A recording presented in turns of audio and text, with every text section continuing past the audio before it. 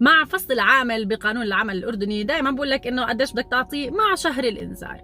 هلا إذا داوم شهر الإنذار كان به. موضوعنا مش موضوع الفصل التعسفي، موضوعنا شهر الإنذار.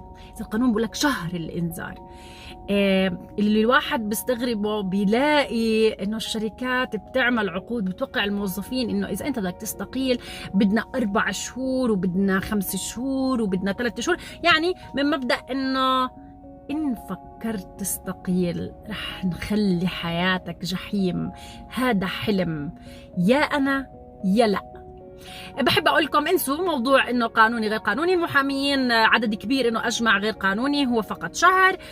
نحن كنا مثلا لما نوظف بالشركات سابقا، لما كنا نوظف ناس على مستوى الدايركتور، على مستوى الليفل، الشركات طبعا الكبيرة دائما بتقول لك إنه هذا بدنا نعطيه 60 يوم ليتجوين أس عشان يشتغل معنا، علشان يعني يسلم مهامه. بس بحب أحكي لكم طبعا في شركات على طول، يعني بتذكر الانتركونتيننتال، بعرفش اذا لساتهم بيشتغلوا على هذا الوضع، مجرد ما يستقيل الموظف شو من كان انزل خذ حسابك من المحاسبه وكل التوفيق.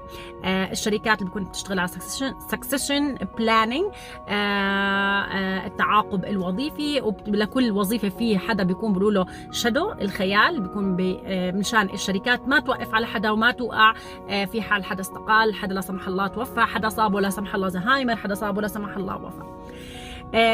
اللي بستغربه انه احنا ما بنشوف الصوره الكبيره، احنا بس الغل والكره والحقد، وليش غيرنا يوصل وليش غيرنا ياخذ وليش غيرنا يكبر، وكانها بنرجع بنقول هي مش حلقه موجوده وشيء طبيعي. طبعا هذه بفهمها يمكن الحلقه الطبيعيه هم الاشخاص الطبيعيين.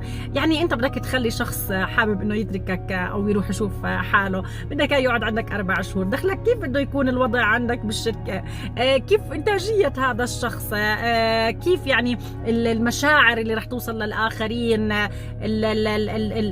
النكش. طب ما بتخاف على الداتا تبعتك؟ ما بتخاف على معلوماتك؟ ما بتخاف يخرب يمحي يقيم يحط؟